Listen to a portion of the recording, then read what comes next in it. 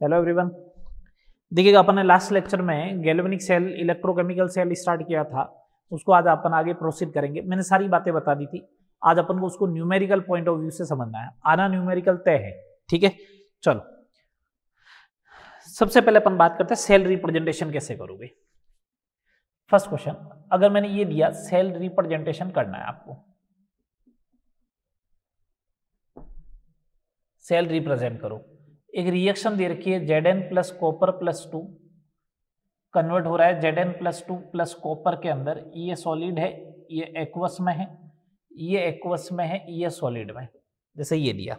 तो सिंपल सा तरीका है। आगे जैसे मैं टाइप्स ऑफ इलेक्ट्रोड पढ़ाऊंगा उस समय और रिप्रेजेंट करना सिखाऊंगा।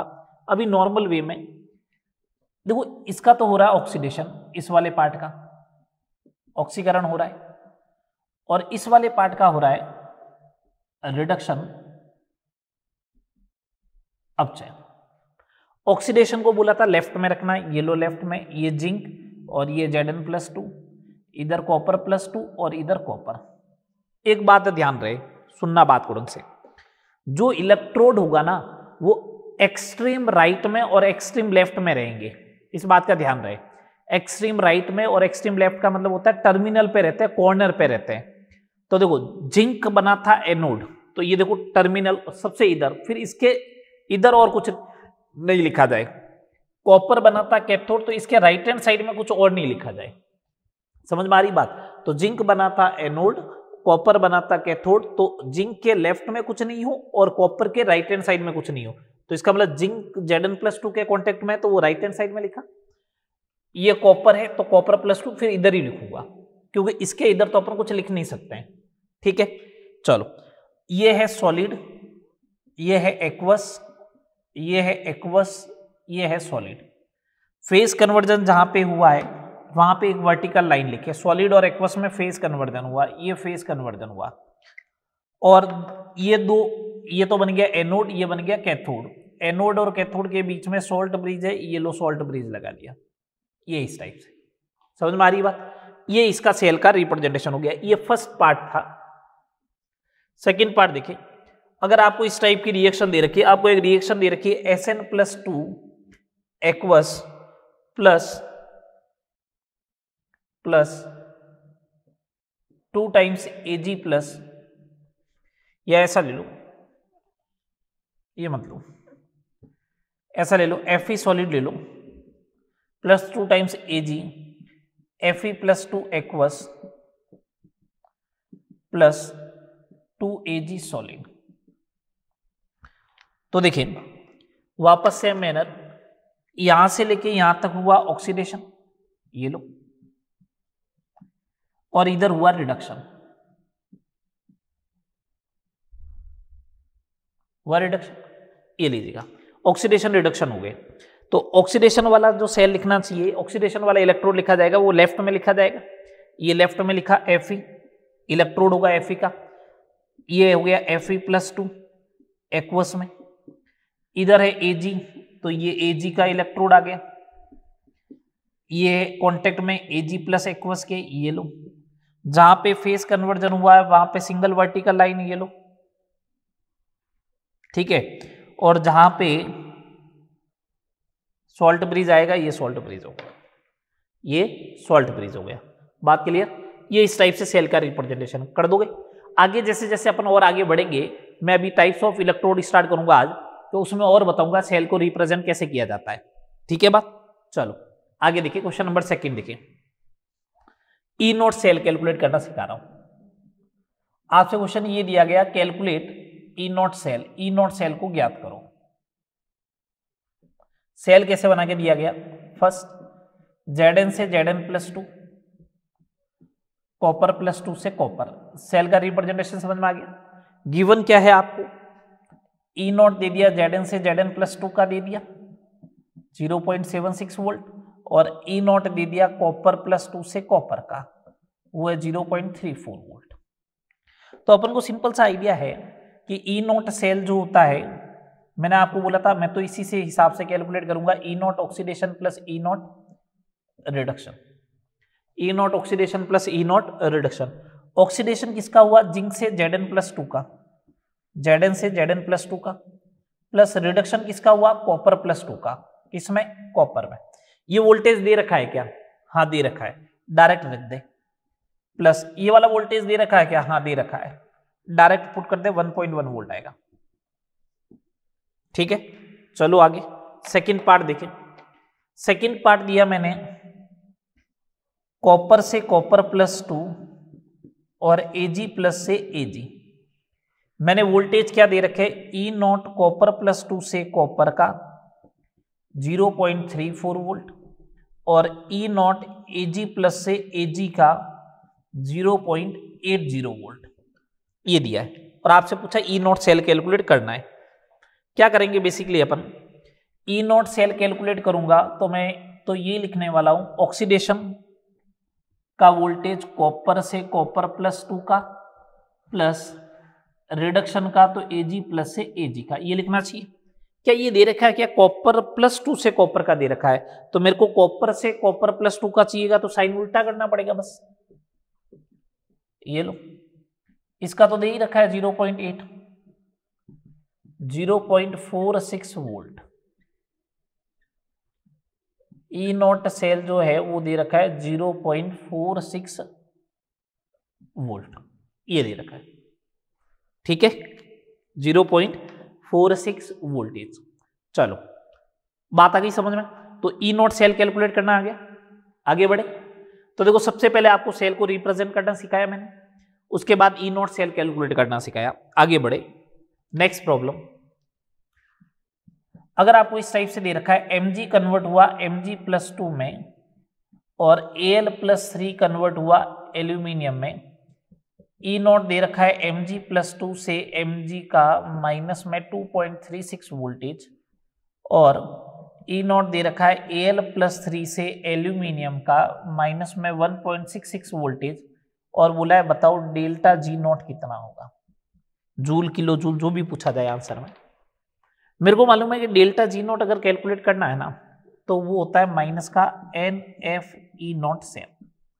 तो पहले तो E0 सेल कैलकुलेट करना ही पड़ेगा मेरे को। चलो E0 सेल कैलकुलेट करते हैं। E0 सेल होगा, क्या हुआ, ऑक्सीडेशन किसका, मैग्नीशियम का, तो Mg से Mg+2 का चाहिएगा प्लस एल्यूमिनियम का हुआ रिडक्शन तो Al+3 से Al चाहिएगा। सही बात है। Mg से Mg+2 का वोल्टेज है क्या, नहीं दे रखा है तो उल्टा कर दो, 2.36 प्लस इसका दे रखा है क्या, हाँ दे रखा है, कितना आ गया 0.7 वोल्टेज। चलो यहां तक समझ में आई बात, बोलो। अब मेरे को चाहिए n, कितने इलेक्ट्रॉन का ट्रांसफर हुआ, तो वो कैसे मालूम चलता है, Mg ने 2 इलेक्ट्रॉन लूज किए तो बनाएगा Mg+2 और एल्यूमिनियम ने जो है वो 3 इलेक्ट्रॉन गेन किए तो बन गया Al। इलेक्ट्रॉन कैंसिल आउट होना चाहिए तो इसका मतलब इसको 3 से मल्टीप्लाई करोगे, इसको 2 से मल्टीप्लाई करोगे, 6 इलेक्ट्रॉन 6 इलेक्ट्रॉन, इसका मतलब टोटल इलेक्ट्रॉन ट्रांसफर कितना बैठ रहा है 6, तो n इज इक्वल टू कितना हो गया 6। अगर n इक्वल टू 6 आ गया तो अब आप अप्लाई करो, माइनस का 6 इंटू एफ, ये लो, इंटू 0.7, ये आएगा जूल में, ये आ गया 42 इंटू 9650 जूल। अगर किलो जूल में बात चल रही है तो माइनस का 42 इंटू 9.65 किलो जूल। अगर मैं अप्रोक्सीमेट बात करूं तो ये आएगा माइनस का 400 किलो जूल, अप्रोक्सीमेट माइनस का 400 किलो जूल आ जाएगा। सही है बात, माइनस का 400 किलो जूल आ जाएगा। चले आगे, चलो आगे बात करते हैं। 3 प्रॉब्लम हो गई। आया E0, तो E0 cell sorry delta G0 अगर कैलकुलेट करना है अगर आपको, तो डेल्टा G0 कैलकुलेट करने के लिए पहले आपको क्या कैलकुलेट करना पड़ेगा, E0 सेल, या तो वो देगा नहीं तो कैलकुलेट करना पड़ेगा ऐसे।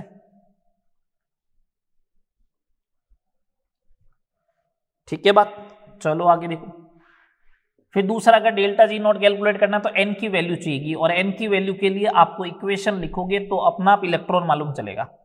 इलेक्ट्रॉन लिखने जरूरी है, मीन्स इक्वेशन लिखोगे तभी मालूम चलेगा। मेरे को तो मालूम चल जाएगा लेकिन आपको तो तभी मालूम चलेगा जब आप इक्वेशन लिखोगे।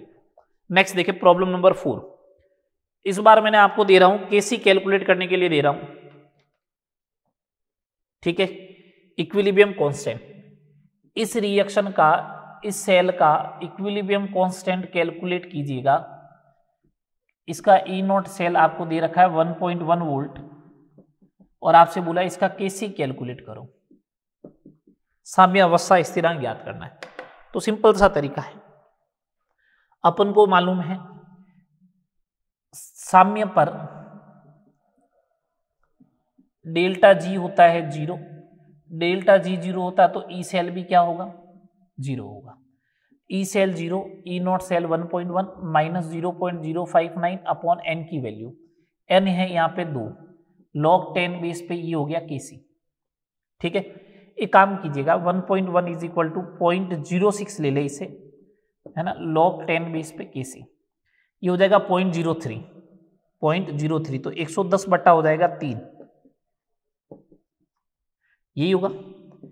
ये हो जाएगा लगभग 66.6, कितना हो जाएगा 36.6 तो इसका केसी कैलकुलेट करना है तो एंटी लॉग लेना पड़ेगा, 10 की पावर 36 और 0.6 वैल्यू आती है किसकी 4 की, ये आएगा 4 इंटू 10⁻36, एंटी लॉग लेना आना चाहिए। ठीक है, पॉजिटिव वैल्यू का एंटी लॉग लेना सिखाया था मैंने, जो पावर है वो सीधा लिख दो, नेगेटिव का लेना होता तो पावर 1 बढ़ा के लिखते थे, इसका एट इट इज लिख दो, 0.6 किसकी वैल्यू होती है लॉग में 4 की, तो 4 लिख दिया। समझ में आया बात, ये इसका केसी कैलकुलेट करने का है। प्रीवियस ईयर के क्वेश्चन में जब इलेक्ट्रोकेमिकल सीरीज तक बात कर लूंगा उसके बाद करवाएंगे लेक्चर नंबर 3 तक होने के बाद, जिससे क्या पूरे सेल वोल्टेज के क्वेश्चन आएंगे सारे के सारे। ठीक है, चले आगे, नेक्स्ट प्रॉब्लम देखिए 5 नंबर प्रॉब्लम देखिए, कैलकुलेट ई सेल।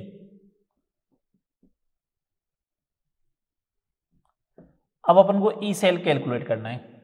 ठीक है, ई सेल फर्स्ट पार्ट देखिए, मैंने एक आपको सिंपल सा सेल बना के दिया, Zn से Zn+2, कॉपर +2 से कॉपर, ये 0.2 m है, ये 0.8 m है, इसका ई नॉट सेल जो है वो 1.1 वोल्ट है।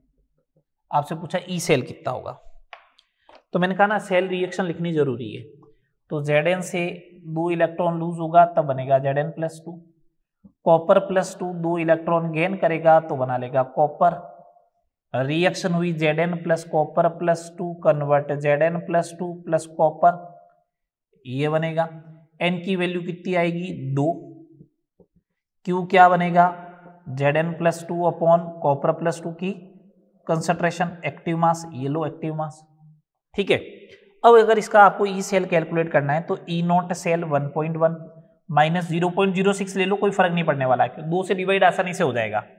log 10 बेस पे Zn+2 की कंसेंट्रेशन 0.2 अपॉन 0.8 1/4 हो जाएगा, 1/4 वैल्यू होती है -0.6, 1.1 माइनस माइनस प्लस 0.18, ये लो। ठीक है, तो यह आएगा 1.118 वोल्ट, 1.118 वोल्ट। समझ में आया, सिंपल सा वैल्यू पुट करनी है आपको, तो Q लेके आना है, N लेके आना है। जैसे आगे देखिए सेकंड पार्ट देखिए, इसका सेकंड पार्ट देखिए,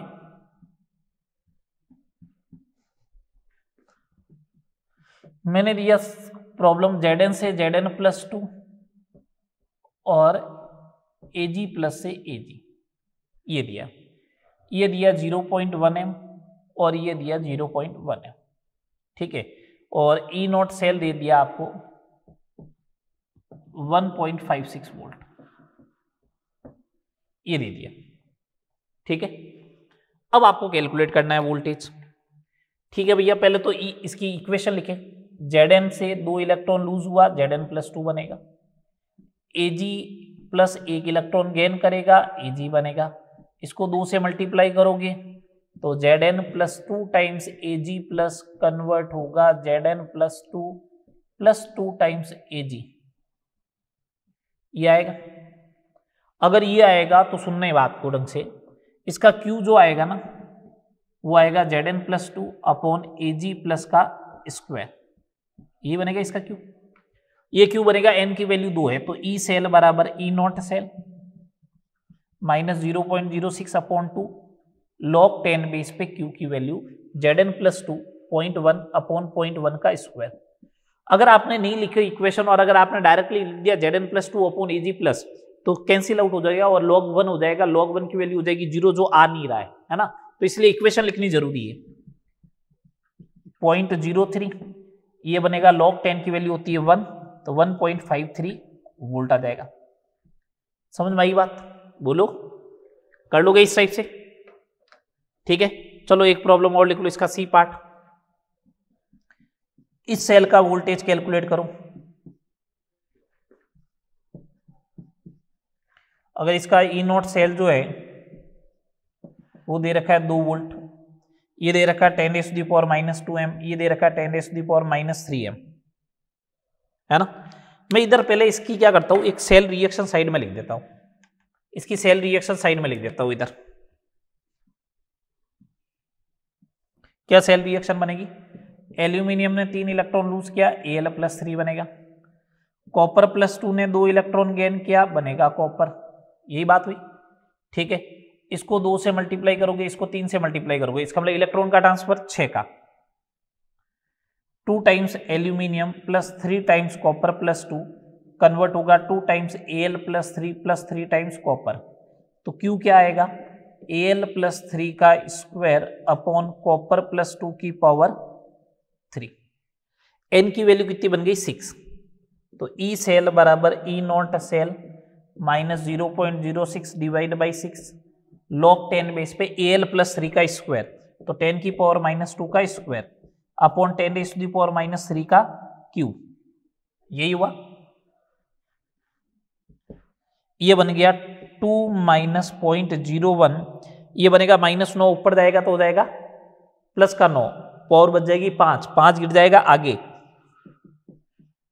तो 2 - 0.05 1.95 वोल्ट आ जाएगा। कितना आएगा, 1.95 वोल्ट। समझ में आया? तीनों कैलकुलेट करना है, बोलो। चलो आगे बात करते हैं, आगे बात करते हैं।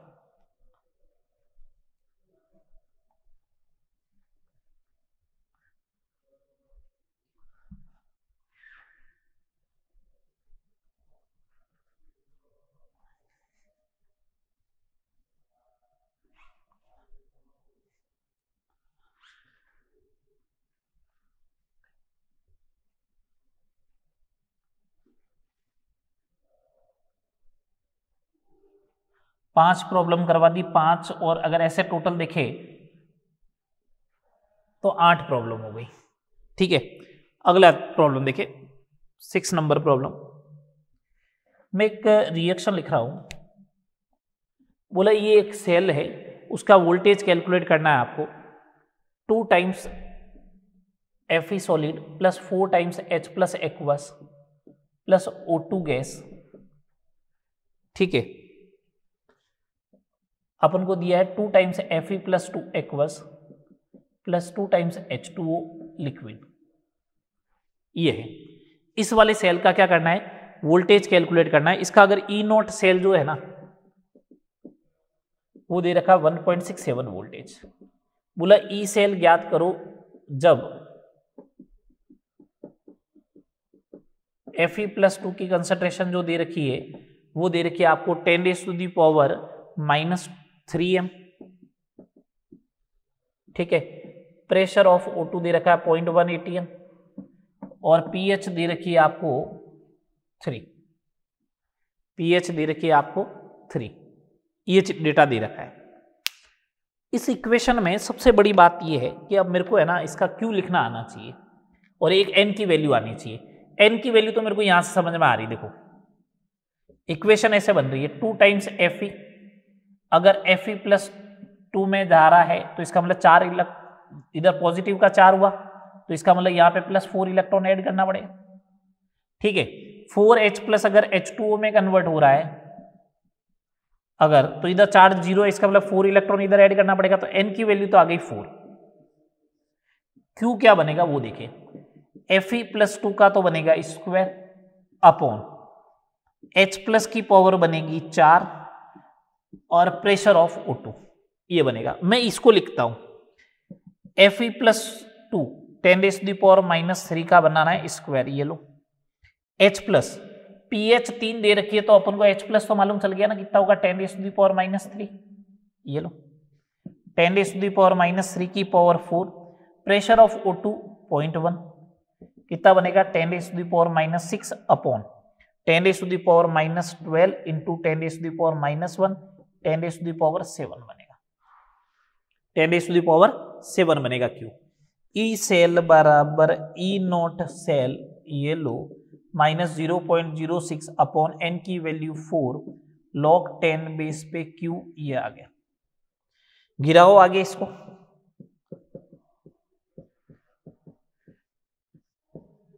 अप्रोक्सीमेट जो है वो 0.1 बन जाएगा,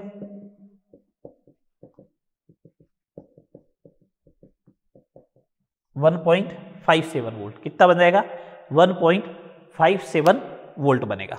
ठीक है, चलो नेक्स्ट प्रॉब्लम देखिए, प्रॉब्लम नंबर 7। सुनना बात को, अभी तक ये सारे फुल सेल चल रहे थे, ईएमएफ कैलकुलेट कर रहे थे, ई सेल या ई नॉट सेल, तो फुल सेल आ रहे थे। अब ट्रेंड चेंज कर रहा हूं, 2 हाफ सेल से, ये देखो एक हाफ सेल दे रखा है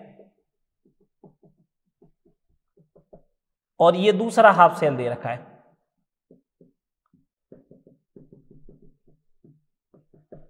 उससे तीसरे हाफ सेल का वोल्टेज पूछा जा रहा है, तीसरे हाफ सेल का वोल्टेज पूछा जा रहा है। 2 हाफ सेल से तीसरे हाफ सेल का वोल्टेज पूछा जा रहा है। ठीक है, अब सुने बात को, 2 हाफ सेल से तीसरे हाफ सेल का वोल्टेज पूछा जा रहा है। अब कैसे कैलकुलेट करते हैं वो देखो, सुनना बात को। अगर 2 हाफ सेल दे रखे तीसरे हाफ सेल का, तो हमेशा ध्यान रखे ये 2 हाफ सेल से, 2 हाफ सेल से आइडेंटिफाई करने का तरीका मालूम चलना चाहिए ना कि कैसे कैलकुलेट करोगे। 2 हाफ सेल से तीसरे हाफ सेल का, हाफ सेल का मतलब या तो ऑक्सीडेशन या रिडक्शन का पोटेंशियल कैलकुलेट करना। तो डेल्टा जी का कंसेप्ट लगाना, क्या लगाना कंसेप्ट, डेल्टा जी का। जैसे MnO4 माइनस अगर Mn+2 में कन्वर्ट होता है तो इसका ऑक्सीडेशन नंबर +7 है, इधर +2 है, इसका मतलब 5 इलेक्ट्रॉन गेन किया होगा। तो इसका डेल्टा G1 लिख दे आप, तो डेल्टा G1 क्या आएगा, माइनस का n 5 F, इसका वोल्टेज कितना 1.51।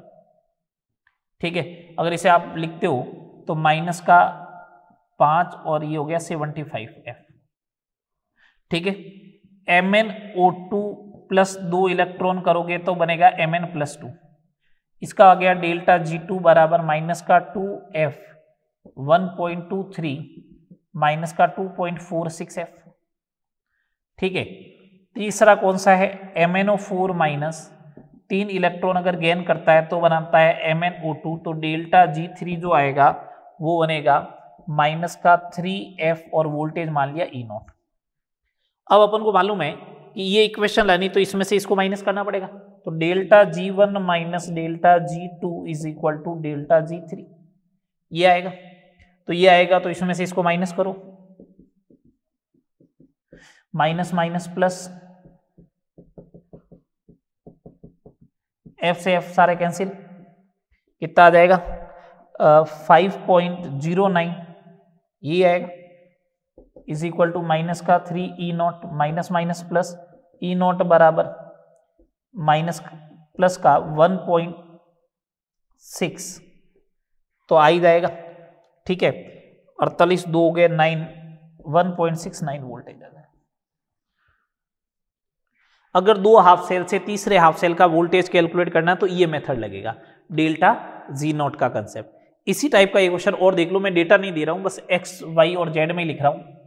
E0 अगर Fe+3 से Fe का दे रखा है x1 वोल्ट, E0 Fe+2 से Fe का दे रखा है x2 वोल्ट, तो आपसे पूछा E0 Fe+3 से Fe+2 का कितना होगा। तो इसका मतलब 2 हाफ सेल से तीसरे हाफ सेल का आ गया, 2 हाफ सेल से जो है वो तीसरे हाफ सेल का वोल्टेज कैलकुलेट करना है। इसका मतलब सीधी सी बात है, 2 हाफ सेल से तीसरे हाफ सेल का वोल्टेज कैलकुलेट करना है। तो क्या करोगे इस कंडीशन में, देखो इसके लिए लिखो सबसे पहले Fe+3, 3 इलेक्ट्रॉन गेन करेगा और कन्वर्ट होगा Fe में, तो आ गया माइनस का 3x1, F छोड़ दो, Fe+2 2 इलेक्ट्रॉन गेन करेगा कन्वर्ट होगा Fe में, तो ये आएगा माइनस का 2x2 और Fe+3 प्लस एक इलेक्ट्रॉन गेन करेगा तो बनाएगा Fe+2, तो इसका मतलब इसका आएगा माइनस का x वोल्टेज मान लो। आ गया? इस वाली इक्वेशन में से ये माइनस करो तो माइनस का 3x1 माइनस माइनस का 2x2 is equal to minus का x, तो माइनस का 3x1 plus 2x2 is equal to minus का x, माइनस का मल्टीप्लाई कर दो तो x बराबर 3x1 माइनस 2x2, याद आएगा। तो दो हाफ सेल से तीसरे हाफ सेल का वोल्टेज कैलकुलेट करना है तो ये मेथड रहेगा। ठीक है बात। अब अपन आगे बात करते हैं। 8 क्वेश्चन मैंने इसके करवा दिए हैं ईएमएफ मतलब गैल्वेनिक सेल के। अब पहले अपन हाइड्रोजन इलेक्ट्रोड की बात करते हैं। स्टैंडर्ड हाइड्रोजन इलेक्ट्रोड होता क्या है? ठीक है, स्टैंडर्ड हाइड्रोजन इलेक्ट्रोड होता क्या है और फिर आगे बात करते हैं उसका वोल्टेज, फिर अपन कंसंट्रेशन सेल इनकी बात कर लेते हैं।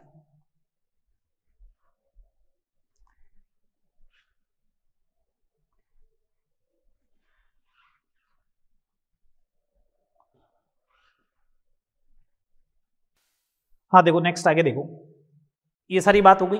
अब अपन बात करते हैं स्टैंडर्ड हाइड्रोजन इलेक्ट्रोड, मानक हाइड्रोजन इलेक्ट्रोड, या फिर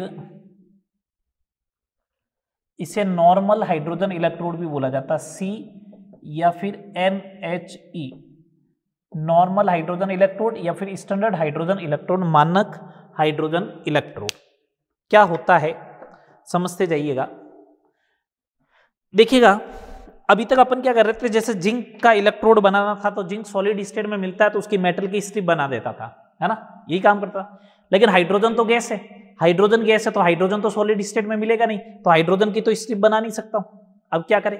तो इस कंडीशन में क्या करना है, जब वो मेटल खुद या कोई भी जो एलिमेंट है अगर वो सॉलिड स्टेट में नहीं मिलता है और अगर आपको उसका इलेक्ट्रोड बनाना है तो इनर्ट इलेक्ट्रोड काम में ले। इनर्ट इलेक्ट्रोड कौन सा होता है?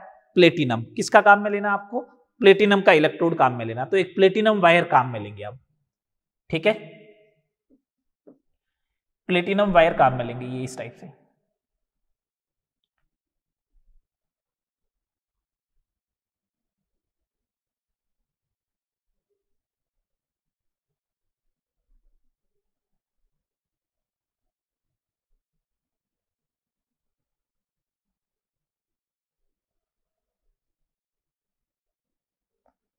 ठीक है, ये प्लेटिनम वायर है। यहां पे प्लेटिनम ब्लैक जो होता है कुछ नहीं होता है, प्लेटिनम की कोटिंग कर रखी होती है इस टाइप से जाली के फॉर्मेट में। ठीक है, इधर से अपन हाइड्रोजन गैस को पास करवाते हैं, H2 गैस 1 बार पे। टेम्परेचर मैंने 298 केल्विन ले लिया। इसको डीप कर रखा है, इसको डीप कर रखा है 1 मोलर H+ आयन के सॉल्यूशन में, 1 मोलर के H+ आयन के सॉल्यूशन में। ये जो है वो है प्लेटिनम वायर। तो हाइड्रोजन गैस जो होती है, प्लेटिनम वायर हाइड्रोजन गैस के कांटेक्ट में रहेगा और हाइड्रोजन गैस इक्विलिब्रियम में रहेगी किसके साथ? H+ आयन के साथ। ये इस टाइप का सेल होता है हाइड्रोजन इलेक्ट्रोड। इस टाइप का इलेक्ट्रोड होता है हाइड्रोजन इलेक्ट्रोड। अब मैंने अगर ये स्टैंडर्ड लिया है तो इसका वोल्टेज जो होगा वो क्या होगा? स्टैंडर्ड आएगा। तो E0 सेल जो होता है वो हाइड्रोजन इलेक्ट्रोड का, स्टैंडर्ड हाइड्रोजन इलेक्ट्रोड जो है उसका वोल्टेज जो कंसीडर किया जाता है वो कितना? 0 वोल्ट। 0 वोल्ट आता नहीं, इसको माना गया रेफरेंस है ये, तो 0 वोल्ट कंसीडर करते हैं। इसका E0 सेल कितना? 0 वोल्ट। ये E0 क्यों लिखा? देखो स्टैंडर्ड कंडीशन लिखी हुई 1 बार 1 M और टेम्परेचर कितना है? 298 केल्विन। तो उस कंडीशन में इसका वोल्टेज कितना आएगा? 0 वोल्ट आएगा। ये E0 है। ई सेल अपन को कैलकुलेट करने रहेंगे। सुने सेकेंड नंबर पार्ट, ये स्टैंडर्ड हाइड्रोजन इलेक्ट्रोड जो है ये तो हाफ सेल है अभी, ये एनोड की तरह और कैथोड की तरह दोनों की तरह ट्रीट करेगा। तो SHE एज ए कैथोड की तरह काम करवाना है इसको। 3 चीजें आएगी अब इसके अंदर। फर्स्ट, सेल का रिप्रेजेंटेशन कैसे करें? सेल का रिप्रेजेंटेशन क्या होगा? ठीक है, SHE एज ए अगर कैथोड की तरह काम करे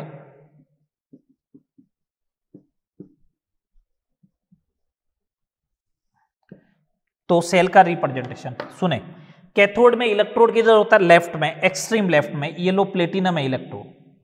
प्लेटिनम किसके कांटेक्ट में, हमेशा ध्यान रखें इलेक्ट्रोड गैस के कांटेक्ट में रहेगा, इस बात का ध्यान रखना है। ये इलेक्ट्रोड गैस के कांटेक्ट में, ये लो H2 के कांटेक्ट में, ठीक है। H2 किसके कांटेक्ट में, H+ के। ये एक्वस है, ये गैस है, ये सॉलिड है। फेज कन्वर्जन है क्या, बिल्कुल है। यहाँ पे कोमा भी लगा सकते हो, फेज कन्वर्जन का साइन भी लगा सकते हो, मैं फेज कन्वर्जन का साइन लगा रहा हूँ। हाफ सेल है, बस इतना ही होगा। H+ कन्वर्ट H2 प्लेटिनम, ये हो गया सेल का रिप्रेजेंटेशन। कोई बोले सेल रिएक्शन क्या होगी, ये लो सेकंड पार्ट इसका, सेल रिएक्शन। कंफ्यूज नहीं होना है, सेल रिएक्शन कुछ लोग अलग अलग कंसीडर करेंगे।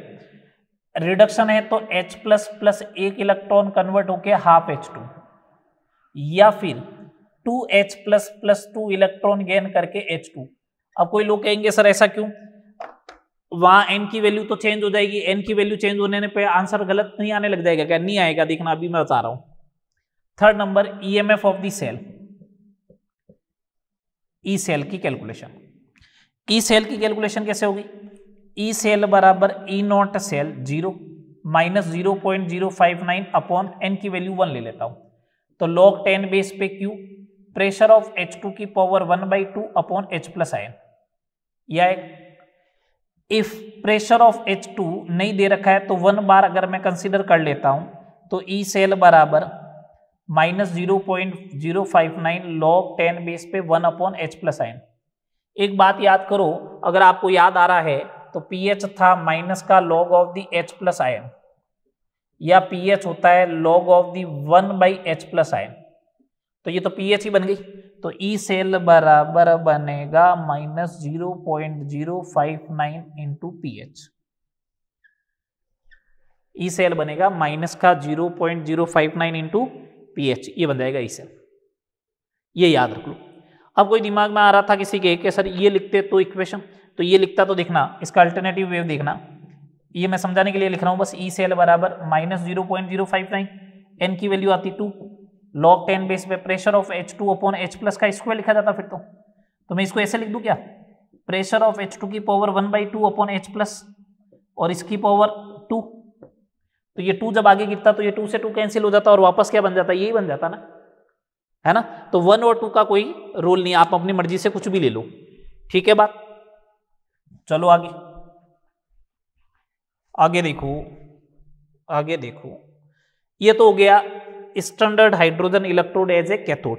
एनोड की तरह भी काम कर सकता है, एनोड की तरह काम करे तो सी पार्ट देखते हैं, SHE as a anode, anode की तरह काम करवा रहा हूं। एनोड की तरह काम करे तो उस कंडीशन में देखे सेल का रिप्रेजेंटेशन कैसे होगा। फर्स्ट सेल रिप्रेजेंटेशन, सेल का रिप्रेजेंटेशन जो होगा, एनोड है तो एक्सट्रीम जो है वो राइट में होना चाहिए, इलेक्ट्रोड इधर है, इलेक्ट्रोड के कांटेक्ट में हमेशा गैस रहेगी, गैस कांटेक्ट में H+ के, phase conversion, phase conversion, H2 gas है, H+ एक्वस है। चलो second number cell reaction, cell reaction oxidation हो रहा है, एनोड है तो ऑक्सीडेशन होगा, ऑक्सीडेशन होगा तो H2 एक इलेक्ट्रॉन रिलीज करके H+ या फिर H2 2 इलेक्ट्रॉन रिलीज करके 2H+ में आएगा, ठीक है बात। थर्ड नंबर अगर अपन बात करें, थर्ड नंबर अगर अपन बात करें ई सेल की, तो ये तो मेरे को मालूम है ना कि ये ऑक्सीडेशन का है, तो ऑक्सीडेशन का वोल्टेज जो होता है वो रिडक्शन का माइनस होता है, तो माइनस से मल्टीप्लाई कर दिया, ये आ जाएगा 0.059 इंटू pH। अब देखो इसमें क्वेश्चन जो घुमा फिरा के क्वेश्चन बनेंगे ना वो pH से रिलेटेड बन सकते हैं। किससे रिलेटेड बन सकते हैं, pH, आयोनिक इक्विलिब्रियम में अपन ने पढ़ा था pH कैलकुलेशन करना, उससे रिलेटेड अब प्रॉब्लम बनने लग जाएगी, ठीक है।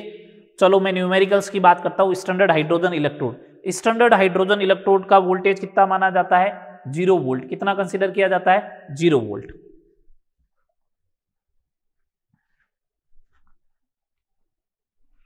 दो 8 तो मैंने उसकी प्रॉब्लम बता दी थी पहले, है ना। 3 4 इसकी देख लेते हैं।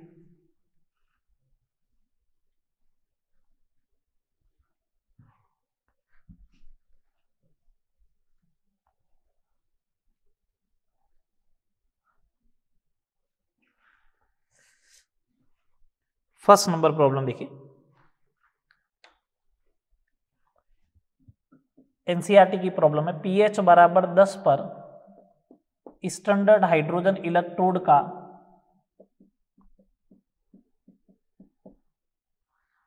ऑक्सीकरण विभव ज्ञात करो।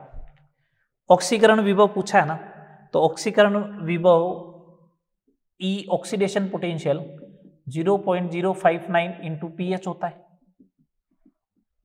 पीएच 10.59 वोल्ट, कितना आएगा 0.59 वोल्ट आएगा। सिंपल सा आंसर हो गया। देखो second number question, E cell calculate करना है। ई सेल ऑफ आपको दे रखा है, ये दे दिया, जैसे प्लेटिनम दे दिया, H2 दे दिया और NaOH दे दिया, ये 10⁻⁻² है। अब आपको लग रहा होगा सर NaOH क्या दिया, यहाँ तो H प्लस देना चाहिए था। एक बात बताओ, NaOH से OH आएगा, OH से तुम लोग H प्लस साइन कैलकुलेट नहीं कर सकते हो 25 डिग्री सेल्सियस पर। H plus into OH minus 10⁻⁻14 होता है 25 डिग्री सेल्सियस पर। तो मैं काम करता हूँ, पीएच कैलकुलेट कर लो, पहले सेल पहचान लो, ऑक्सीडेशन का या रिडक्शन का, ऑक्सीडेशन का। तो इसकी पीएच आ गई, पीओएच आएगी पहले 2, तो पीएच आ जाएगी 12, तो इसका ई सेल जो आएगा वो 0.059 इंटू पीएच 12 इतना वोल्ट आ जाएगा। सिंपल सा क्वेश्चन है, ठीक है। थर्ड नंबर प्रॉब्लम, H2SO4 दे दिया, H2 दे दिया, प्लेटिनम दे दिया, ये 0.05 m दे दिया, बोला ई सेल कैलकुलेट करके बताओ। पहले ये देख ले कि रिडक्शन का या ऑक्सीडेशन का, रिडक्शन का सेल है, कैथोड है, तो ई सेल होगा माइनस में 0.059 इंटू पीएच, यही होगा, यही होगा ना। अब सुनना बात को, यहां से H प्लस आयन मिलेगा डबल H2SO4 से, तो हो जाएगा 0.1। ये सारी बातें मैं वहां पे कर चुका हूं आयोनिक इक्विलिब्रियम में। तो इसकी पीएच आएगी 1, पीएच 1 यहां पे सीधा पुट कर दो, तो वोल्टेज आ जाएगा माइनस में 0.059 वोल्ट, 0.059 वोल्ट। चले आगे, चलो नेक्स्ट बात देखें, प्रॉब्लम नंबर 4। अच्छा क्वेश्चन है ये, 298 केल्विन पर 298 केल्विन पर शुद्ध जल में H2 का विभव, हाइड्रोजन का विभव शून्य करने के लिए आवश्यक H2 का दाब ज्ञात करो। बहुत अच्छा क्वेश्चन है। ई सेल भी 0 करना है, ठीक है भैया, कर देंगे ई सेल 0। सुनना बात को, इसका ई सेल जो आएगा, रिडक्शन का वोल्टेज मान रहा हूं, ई नॉट सेल माइनस 0.059 अपॉन 2 ले लो, log 10 बेस पे H प्लस का स्क्वायर, रिडक्शन करवाना तो H2 आएगा, pressure of H2 upon H plus का स्क्वायर। ई नॉट सेल तो 0 होता ही है, ये लो। अगर ई सेल 0 आए, ई सेल अगर 0 आएगा, इसका मतलब ये होगा व्हेन ई सेल बराबर 0 then pressure of H2 upon H plus का जो स्क्वायर आना चाहिए वो 1 के बराबर आना चाहिए। क्यों? log 1 की वैल्यू क्या होती है? 0 इंटू कुछ भी क्या आएगा? 0 आएगा। ये लो, तो प्रेशर ऑफ H2 जो आएगा वो आएगा H प्लस का स्क्वायर। 25 डिग्री सेल्सियस पर वाटर में H प्लस कितना होता है शुद्ध जल में? 10⁻⁻7। तो इसका कर दिया मैंने स्क्वायर, तो pressure of H2 is equal to 10⁻⁻14 ATM बोलो या बार बोलो, एक ही बात है। ये लो आंसर आ गया। ठीक है, 25 डिग्री सेल्सियस पर शुद्ध जल में H प्लस होता है 10⁻⁻7, इसका स्क्वायर कर दिया, प्रेशर ऑफ H2 आ गया। बोलो, बात क्लियर सारी? ये 4 क्वेश्चन मैंने करवा दिए हाइड्रोजन इलेक्ट्रोड से, स्टैंडर्ड हाइड्रोजन इलेक्ट्रोड से। चले आगे बात करते हैं। मोस्ट ऑफ द केस में ये अभी तक जो पढ़ाया ना, यहां से क्वेश्चन आते हैं मोस्ट ऑफ द केस में, लेकिन अपने मॉड्यूल में और कभी कभार बहुत रेयर चांस में जो है वो टाइप्स ऑफ इलेक्ट्रोड से भी क्वेश्चन आएगा। तो types of electrode upon next class में करेंगे, उससे पहले आज एक कंसंट्रेशन सेल कर देते हैं, सांद्रता सेल। फिर नेक्स्ट लेक्चर में टाइप्स ऑफ इलेक्ट्रोड और इलेक्ट्रोकेमिकल सीरीज पढ़ेंगे। ठीक है बात? चलो देखो इधर, अपन बात करते हैं कंसंट्रेशन सेल, सांद्रता सेल।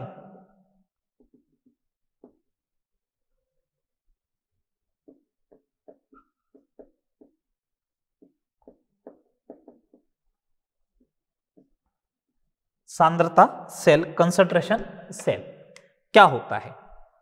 देखो इसकी पहले डेफिनेशन की बात करते हैं। इस प्रकार के सेल में समान इलेक्ट्रोड, एक ही इलेक्ट्रोड की बात कर रहा हूं, समान इलेक्ट्रोड एक ही विलयन के अलग अलग सांद्रता में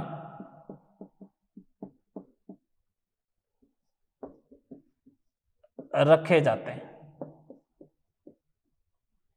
इस प्रकार के सेल में समान इलेक्ट्रोड एक ही विलयन के अलग अलग सांद्रता में रखे जाते हैं। अगर आपसे ये बात बोली जा रही है, कंसंट्रेशन सेल एक इस प्रकार का सेल होता है, समान इलेक्ट्रोड, इधर जिंक का इलेक्ट्रोड लिया तो इधर भी जिंक का लो, इधर कॉपर का लिया तो इधर भी कॉपर का लो, इधर हाइड्रोजन इलेक्ट्रोड बनाया तो इधर भी हाइड्रोजन इलेक्ट्रोड ही बनाए फिर। ठीक है, लेकिन उन्हें रखना भी एक ही विलयन में, इधर ZnSO4 में रख रहे हो तो इधर भी ZnSO4 में, इधर कॉपर सल्फेट में रख रहे हो तो इधर भी कॉपर सल्फेट में ही रखे, इधर हाइड्रोजन को HCl में रखा तो इधर भी HCl में रखे। लेकिन सांद्रता क्या होनी चाहिए? अलग अलग सांद्रता में रखना है। किस में रखना है आपको? अलग अलग सांद्रता में रखना है। ठीक है बात? चले देखो इधर देखो, मैं एग्जांपल ले रहा हूं। जैसे जिंक को रखा ZnSO4 सॉल्यूशन में, इधर भी जिंक को रखा ZnSO4 सॉल्यूशन में, तो कैथोड भी जिंक का, एनोड भी जिंक का, इधर आ गया सॉल्ट ब्रिज। इसकी कंसंट्रेशन C1 रखनी, इसकी कंसंट्रेशन C2 रखनी, बस कंसंट्रेशन अलग रखनी। ठीक है, ये इसका एग्जाम्पल हो गया। सेकेंड नंबर एग्जाम्पल देखें, इधर रखा प्लेटिनम H2H+, ठीक है, ये आ गया सॉल्ट ब्रिज, ये आ गया सॉल्ट ब्रिज, वापस H+H2 प्लेटिनम। कंसंट्रेशन जो होगी दोनों की वो अलग अलग होगी, इसकी कंसंट्रेशन C1 होगी, इसकी कंसंट्रेशन C2 होगी। दोनों साइड में ये देखो, ये भी हाइड्रोजन इलेक्ट्रोड, ये भी हाइड्रोजन इलेक्ट्रोड, ये भी जिंक इलेक्ट्रोड, ये भी जिंक इलेक्ट्रोड। तो समान इलेक्ट्रोड को एक ही विलयन में रखा, ZnSO4 HCl या H+ में। ठीक है, लेकिन अलग अलग सांद्रता के रखने हैं, C1 C2। तो उसे अपन क्या बोलेंगे? कंसंट्रेशन सेल बोलेंगे। चलो इसका थर्ड पार्ट बात करते हैं, सेल रिएक्शन क्या बनेगी। मैं एक सिंपल सा ये वाला एग्जांपल ले रहा हूं, है ना, कि इसकी सेल रिएक्शन क्या बनेगी। ये अपन एक काम करते हैं ना, ये वाला सेल ले ही लेते हैं। चलो cell EMF of the cell की बात कर लेते हैं, E0 सेल की बात करते हैं। इसका E0 सेल कितना होगा? सुने बात, इसका E0 सेल लिखोगे ना तो E0 cell is equal to E0 oxidation plus E0 क्या लिखा? रिडक्शन, ये लिखोगे। तो इसका E0 सेल लिखना है जैसे, तो ऑक्सीडेशन का लिखा तो E0 क्या लिखना है? Zn से Zn+2 जैसे, प्लस E0 Zn+2 से Zn। ये रिडक्शन का, ये ऑक्सीडेशन का वैल्यू तो बराबर है ही है, लेकिन साइन में कैसा होगा? अपोजिट। तो E0 सेल क्या आएगा? इसका 0 आएगा। हमेशा क्या आएगा इसका? E0 सेल 0 आएगा। बात आ रही समझ में? इनके E0 सेल, अगर आपसे पूछा जाए सांद्रता सेल का मानक इलेक्ट्रोड विभव क्या होगा, E0 सेल क्या आएगा? तो 0 आएगा। अपना आंसर क्या होना चाहिए? 0। मैं इसमें से ये वाला सेल डिजाइन करवा रहा हूं। कौन सा वाला?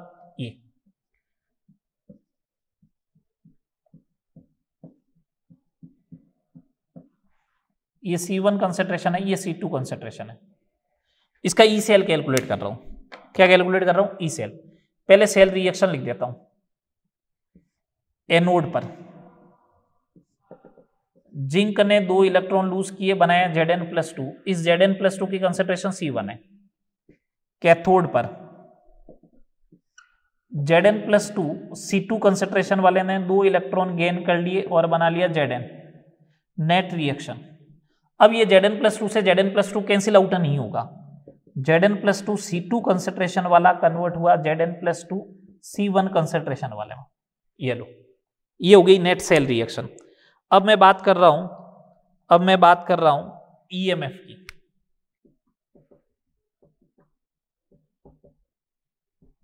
ईएमएफ बोलो, ई सेल बोलो, ठीक है। तो ई सेल का फॉर्मूला क्या है, ई सेल बराबर ई नॉट सेल, ये लो, minus 0.059 upon N log 10 base पे क्यू। तो ई सेल बराबर ई नॉट सेल तो हो गया 0 अपॉन 2 log 10 बेस पे क्यू की वैल्यू आएगी Zn+2। ये C1 कंसेंट्रेशन कौन सी साइड में, एनोड साइड में, अपॉन Zn+2 कैथोड साइड की। ई सेल बराबर ऐसे नहीं लिखा हुआ है, ऐसे लिखा हुआ जाए तो भी सही है, एनोड साइड की कंसेंट्रेशन C1 अपॉन C2, ये हो जाएगा। फॉर स्पॉन्टेनियस रिएक्शन, अगर स्पॉन्टेनियस रिएक्शन होनी चाहिए, ये सीधा क्वेश्चन पूछा जाता है, for spontaneous reaction E cell positive होना चाहिए। तो ई सेल पॉजिटिव तभी आएगा जब C2 इज ग्रेटर देन क्या हो, C1। अगर C2 बड़ा होगा C1 से तो ये रेशियो 1 से कम आएगा, 1 से कम आएगा तो नेगेटिव इंटू नेगेटिव क्या हो जाएगा, positive. C2 is greater than क्या होना चाहिए, C1। समझ में आ गई बात, बोलो, चले आगे। चलो आगे बात करते हैं। अब मैं ले रहा हूं सेकंड हाइड्रोजन वाला, जो इंपॉर्टेंट है। कंसंट्रेशन सेल में हाइड्रोजन का, और फिर इसका वोल्टेज कैलकुलेट करके बताता हूं।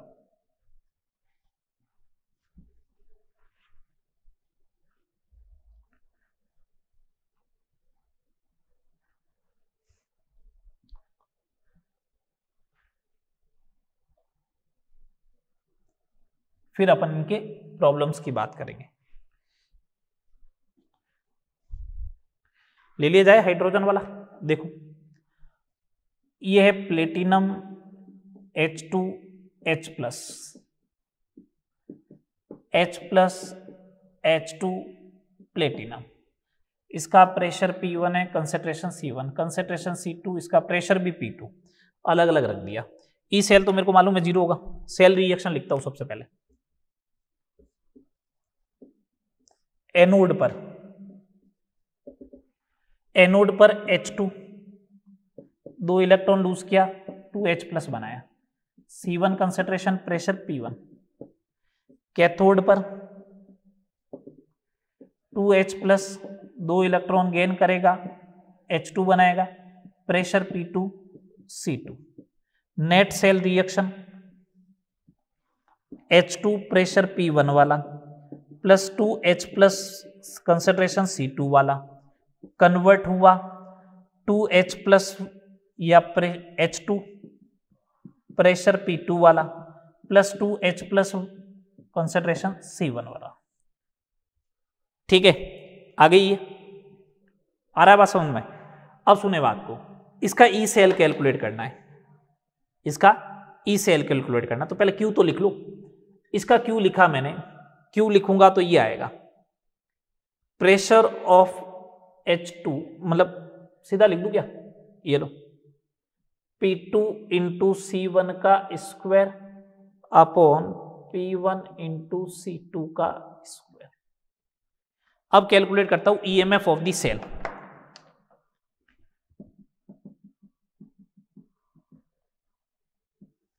दो कंडीशन पे होगा EMF of the cell, E cell बराबर E naught cell,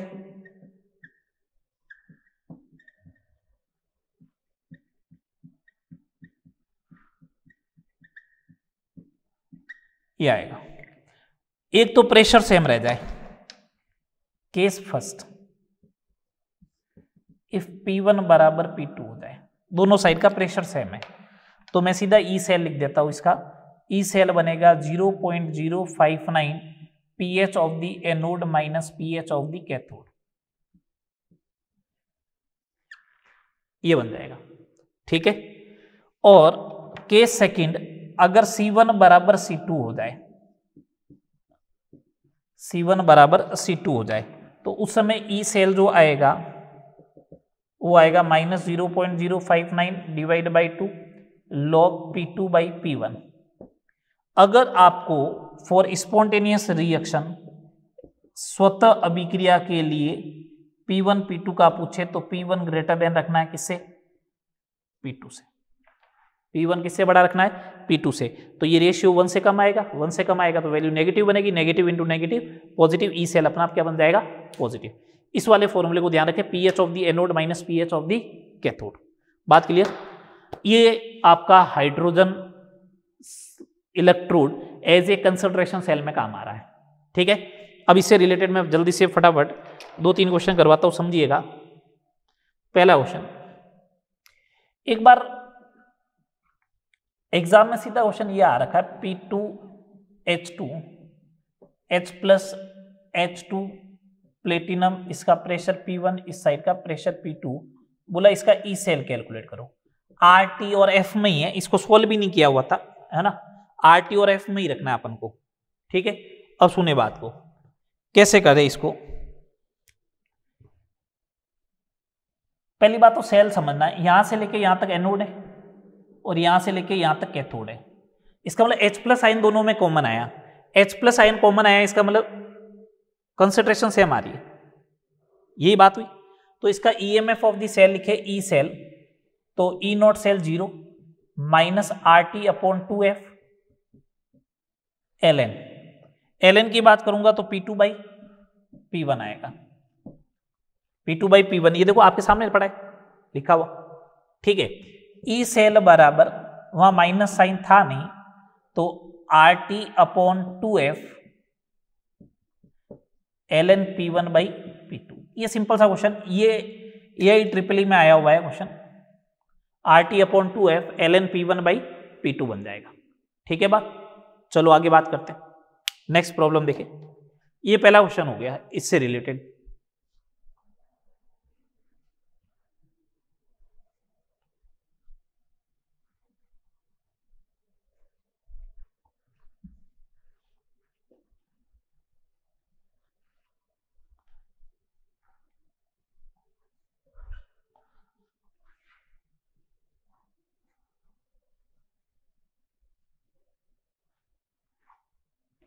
second number question देखिए,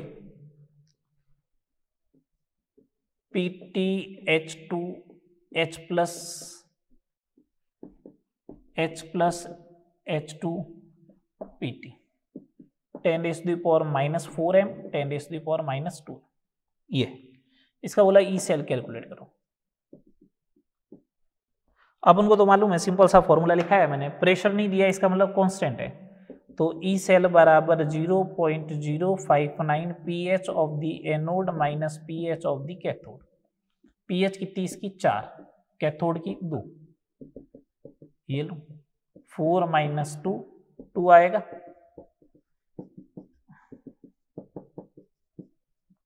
बोलो ये आ गया। एक बहुत शानदार क्वेश्चन दे रहा हूं, देखिए लास्ट प्रॉब्लम आज की, प्रॉब्लम नंबर 3। 4 हाइड्रोजन में करवा दी, 4 और 3 7 और 8 15 क्वेश्चन आज करवाए हैं। ठीक है, देखिए Zn से Zn+2 दे रखा है और इधर दे रखा है एसिडिक एसिड, मतलब H प्लस आयन का ही तो सोर्स है। इसका 0.1 m दे रखा है और Ka दे रखा है 10⁻⁻⁵ है। ये 2 m दे रखा है और इसका अल्फा दे दिया 50%। ई नॉट Zn+2 से Zn का वोल्टेज भी दे रखा है 0.76 वोल्ट नेगेटिव में। ई सेल कैलकुलेट करने का पूछा है। ई सेल कैलकुलेट करना है तो सिंपल सी बात है, ई सेल ऐसे लिखा जाएगा। इसका ई नॉट सेल कंसंट्रेशन सेल है क्या? नहीं है पहली बात तो इसका ई नॉट सेल लिखना पड़ेगा। ये लो लिखूंगा 0.059 अपॉन n की वैल्यू 2 log 10 बेस पे Q लिखा जाएगा तो Zn+2 का कंसंट्रेशन, और इसमें H प्लस आयन कन्वर्ट होगा तो H प्लस आयन का स्क्वायर। प्रेशर ऑफ H2 दे नहीं रखा है, चलो ये लिखा जाएगा, ये है, लिखते हैं ई नॉट सेल ऑक्सीडेशन का वोल्टेज चाहिए तो 0.76 आ जाएगा नेगेटिव में। Zn+2, 2 का 50% ही टूटा है, तो इसका मतलब 2 का 50% कितना होगा 1। H प्लस आयन, यहां से एक काम करें, H प्लस आयन कैसे कैलकुलेट करते हैं, सी अल्फा। सी अल्फा किसके बराबर होता है, रूट के इंटू सी के बराबर, ये समझा चुके हैं पहले। तो 10⁻³ आएगा, क्या कर दिया स्क्वायर, इसे 0.06 ले लो, 10⁻6, 10⁻6, 6 आगे गिरेगा, इसका मतलब 3, कितना आ जाएगा 0.6 में से 8, 6 में से 1 गया 5, ये देखो, ठीक है। बस ये ध्यान रखना, ये 50% दे रखा है, 50% दे रखा है तो 2 से 1 ही मिलेगा। यहां से अपन को H प्लस आइन चाहिए, तो H प्लस आइन कैसे कैलकुलेट करता है, सी अल्फा। सी अल्फा किसके बराबर होता है, रूट के इंटू सी के बराबर, ठीक है। बात यहां तक करें। नेक्स्ट लेक्चर में अपन टाइप्स ऑफ इलेक्ट्रोड से स्टार्ट करेंगे, इलेक्ट्रोड्स पढ़ेंगे सारे, और उसके बाद अपन पढ़ेंगे इलेक्ट्रोकेमिकल सीरीज, ठीक है। यहां तक करना, नेक्स्ट लेक्चर में बात करेंगे आगे, ओके।